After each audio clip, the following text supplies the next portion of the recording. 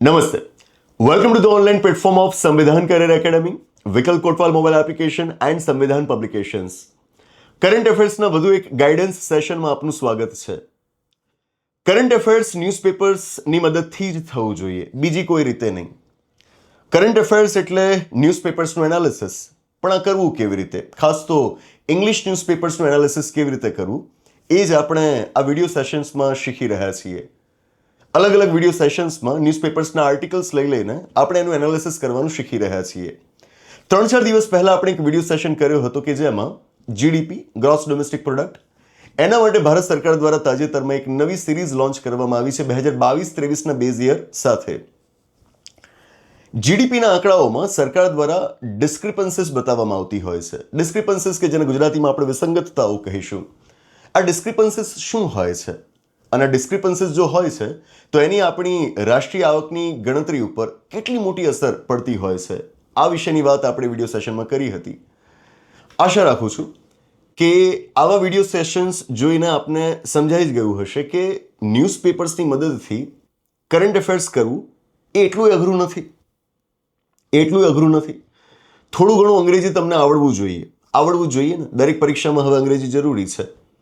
અને સાથે તમે જે ઇન્ડિયન પોલિટી ભણો છો, ઇન્ડિયન ઇકોનોમી ભણો છો, આ વિષયોની તમારી પાસે કોન્સેપ્ચ્યુઅલ ક્લેરિટી હોવી જોઈએ. ઉપરથી વિષયો કર્યા હોય એમ ના ચાલે.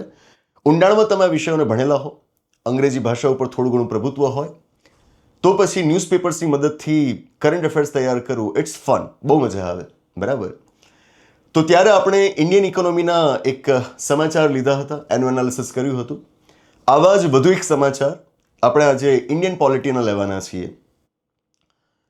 લગભગ 3-4 દિવસ પહેલા સમાચાર આવ્યા હતા અને જેવા એ સમાચાર આવ્યા એ દિવસે આપણે એના વિષય પર એક હિન્દી અને ઇંગ્લિશમાં સેશન કર્યું હતું. આપને જાણ ન હોય તો કરી દો કે આપણે હિન્દી અને ઇંગ્લિશ મીડિયમમાં પણ વિડીયોઝ કરીએ છીએ અને આના માટે આપણે એક અલગ યુટ્યુબ ચેનલ બનાવેલી છે જેનું નામ આઈડિએશન છે. આપણી આ યુટ્યુબ ચેનલ વિકલ્પ કોટવાલ, એના હોમ પેજ પર જશો તો આપને આઈડિએશનની એ ચેનલની લિંક મળશે. તો જો આપ રેગ્યુલરલી હિન્દી અને ઇંગ્લિશમાં કન્ટેન્ટ મેળવવા ઈચ્છો છો તો એ ચેનલ પર આપ જઈ શકો છો. ગુજરાતીમાં અહીંયા આગળ આપણે કામ ચાલુ રાખીશું. તો 4-5 દિવસ પહેલા ઇન્ડિયન પોલિટી રિલેટેડ એક ઇમ્પોર્ટન્ટ કરંટ અફેર આવ્યું હતું. અત્યારે આપણે સમજીએ કે એનું એનાલિસિસ કઈ રીતે કરાય.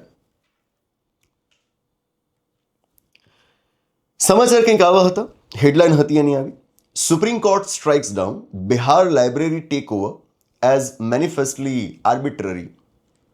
સમાચાર શું કહેવા માંગે છે કે બિહારની અંદર કોઈ લાઇબ્રેરી છે, એનું ટેક ઓવર થઈ રહ્યું હતું, જે સુપ્રીમ કોર્ટના મતે બિલકુલ અયોગ્ય હતું, આર્બિટ્રરી હતું, સ્પષ્ટપણે દેખાતું હતું કે ખોટું છે. તો એણે સ્ટ્રાઇક ડાઉન કરી નાખ્યું, એટલે કે અનકોન્સ્ટિટ્યુશનલ ડિક્લેર કર્યું, એણે ગેરબંધારણીય જાહેર કર્યું. પછી આગળ એમાં બીજી વાત કરેલી છે. સમાચાર બહુ લાંબા છે, હું આપને પૃષ્ઠભૂમિ સમજાવી દઉં.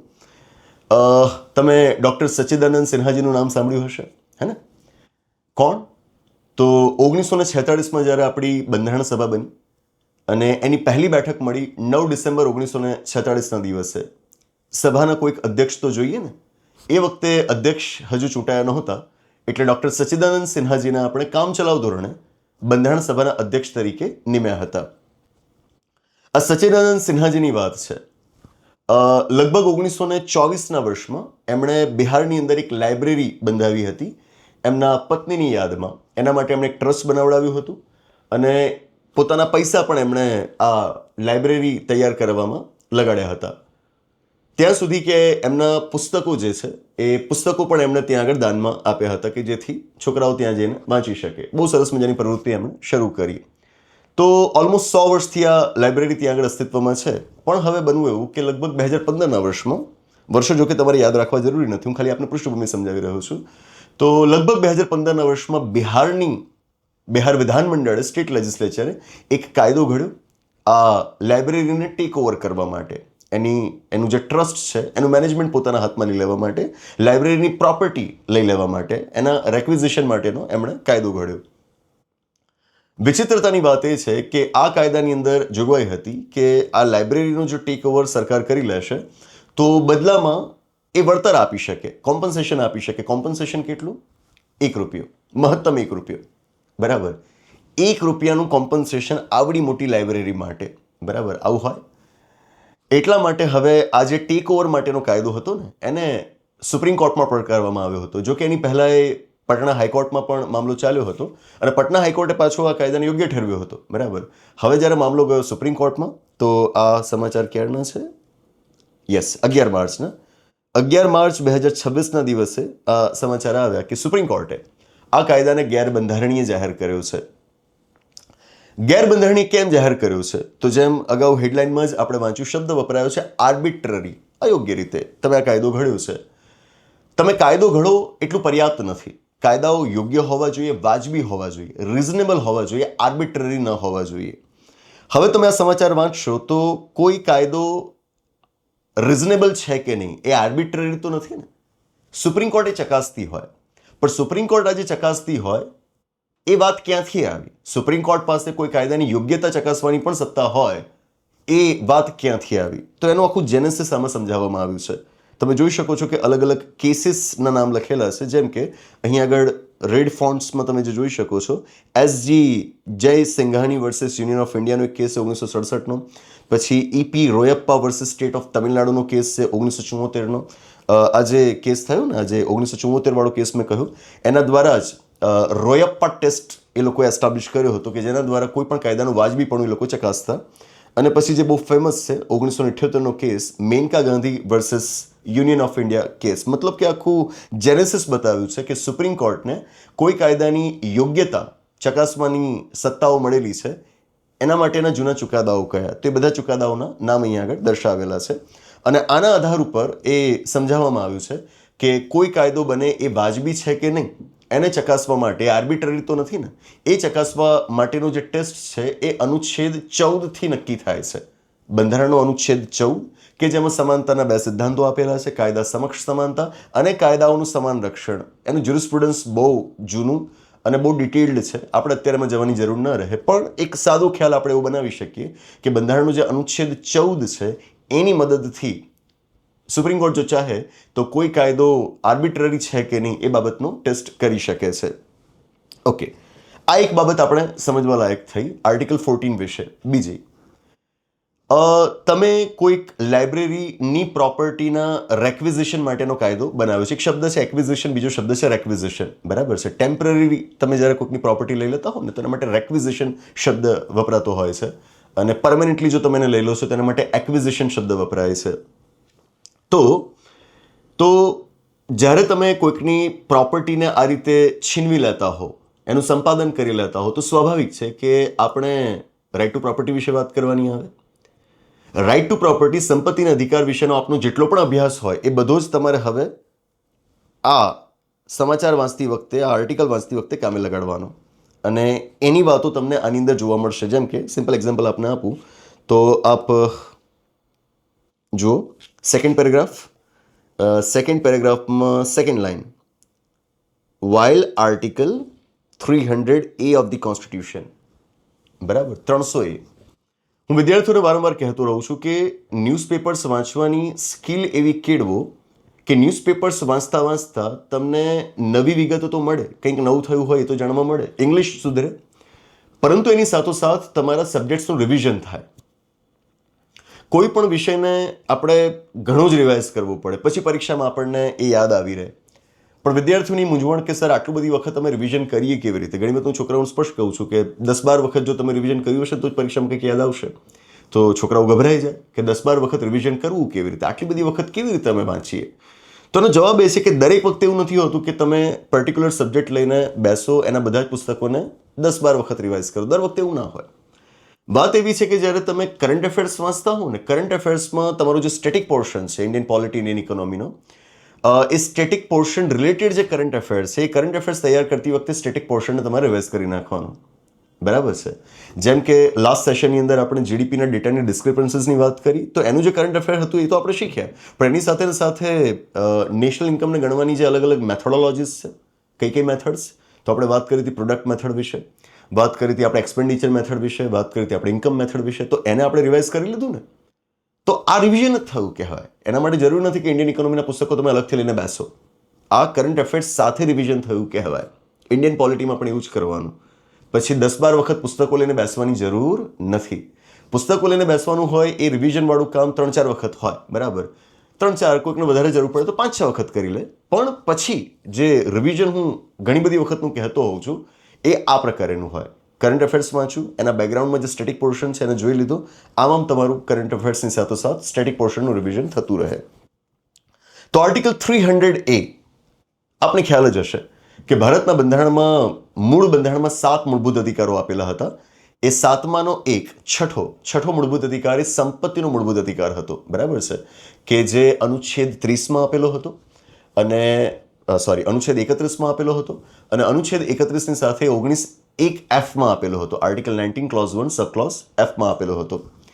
પરંતુ પછીથી જેના વિવાદો થયા એટલે મોરારજી દેસાઈજીની સરકારે નક્કી કર્યું કે આપણે આ અધિકારને જ કાઢી નાખીએ, એટલે 44માં સુધારા દ્વારા ભાગ 3માંથી 19(1)F અને અનુચ્છેદ 31ને કાઢી નાખવામાં આવે. ઠીક છે, આટલી જાણકારી હોય.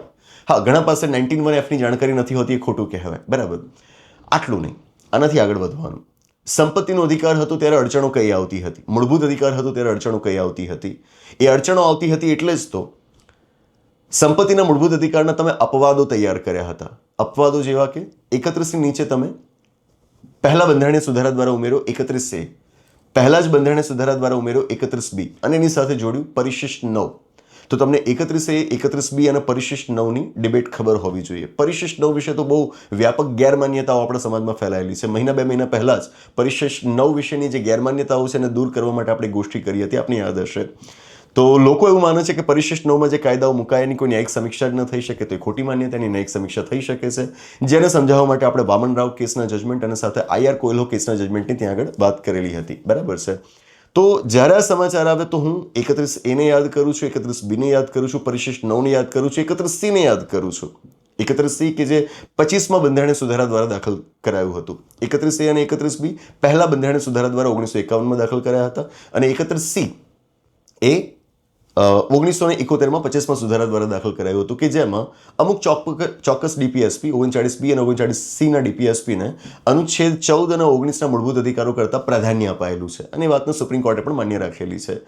મતલબ કે જ્યારે આવા સમાચાર આવે તો ફંડામેન્ટલ રાઇટ ટુ પ્રોપર્ટી, સંપત્તિના મૂળભૂત અધિકાર વિશે આ જે કોઈ પણ અપવાદરૂપ બાબતો બંધારણમાં દાખલ કરાયેલી હતી એ બધી જ મારે જોઈ લેવાની હોય અને એ જોયા બાદ મારે એ યાદ કરવાનું હોય કે મોરારજી દેસાઈજીની સરકાર વખતે 44માં સુધારા દ્વારા ચોક્કસથી સંપત્તિનો મૂળભૂત અધિકાર રદ કરાયો, પણ એ ભાગ 3માંથી રદ કરીને એને પાછળ બીજે ક્યાંક લઈ જવામાં આવ્યો.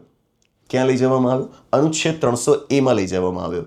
તો આજે પણ સંપત્તિનો અધિકાર બંધારણમાં મોજૂદ છે, મૂળભૂત અધિકાર તરીકે નથી પણ એક બંધારણીય અધિકાર તરીકે આજે પણ મોજૂદ છે 300A માં. 300A માં આજે પણ લખેલું છે કે no person shall be deprived of his property save by the authority of law, એટલે કે કોઈ પણ વ્યક્તિને કાયદાની સત્તા વગર એની સંપત્તિથી વંચિત રાખી શકાશે નહીં, બરાબર. તો સ્થિતિ એ બદલાઈ છે કે પહેલા જ્યારે સંપત્તિનો મૂળભૂત અધિકાર હતો, જો રાજ્ય, સ્ટેટ, સરકાર તમારો અધિકાર છીનવી લે તો તમે સીધા જ સુપ્રીમ કોર્ટનો અપ્રોચ કરી શકતા હતા. તમારી પાસે કોન્સ્ટિટ્યુશનલ રેમેડી હતી, બંધારણીય ઇલાજનો અધિકાર તમારી પાસે એ વખતે હતો એના માટે, એના એન્ફોર્સમેન્ટ માટે. હવે સ્થિતિ બદલાઈ છે કે જ્યાં મૂળભૂત અધિકાર નથી રહ્યો, એક સામાન્ય બંધારણીય અધિકાર છે. તો સ્ટેટ જો તમારો અધિકાર છીનવી લે છે તો તમારી પાસે બંધારણીય ઇલાજનો અધિકાર નથી, એટલે કે તમે સીધા સુપ્રીમ કોર્ટનો અપ્રોચ નથી કરી શકતા. પહેલા સુપ્રીમ કોર્ટનો સીધો અપ્રોચ કરી શકતા હતા, હવે તમે સીધા સુપ્રીમ કોર્ટમાં નથી જઈ શકતા, બરાબર છે. અપીલ કરીને જાઓ એ વાત અલગ થઈ, ડાયરેક્ટલી સુપ્રીમ કોર્ટનો તમે અપ્રોચ નથી કરી શકતા. That's it. તો અહીં આગળ સુપ્રીમ કોર્ટે પોતાના જજમેન્ટમાં આર્ટિકલ 300A ને પણ યાદ કર્યો, કરવું જ પડે. આર્ટિકલ 14ને તમે યાદ કરો, આર્ટિકલ 300A ને પણ તમે યાદ કરો. સુપ્રીમ કોર્ટ કહે છે કે તમારી પાસે સંપત્તિ છીનવી લેતા કાયદા બનાવવાની સત્તા છે, સાચી વાત, અમે એનો કોઈ ઇનકાર નથી કરતા, તમારી શક્તિઓ છે, તમારા પાવર્સ છે, પણ તમે જે આ સંપત્તિને છીનવવા માટેનો કાયદો ઘડો ને વાજબી હોવો જોઈએ. વાજબીપણાનો જે ટેસ્ટ છે, એની જે કસોટી છે, એના ઉપર તમારો કાયદો ખરો ઉતરવો જોઈએ, કે જે વાજબીપણાની કસોટી ક્યાંથી આવે છે? અનુચ્છેદ 14માંથી આવે છે, બરાબર.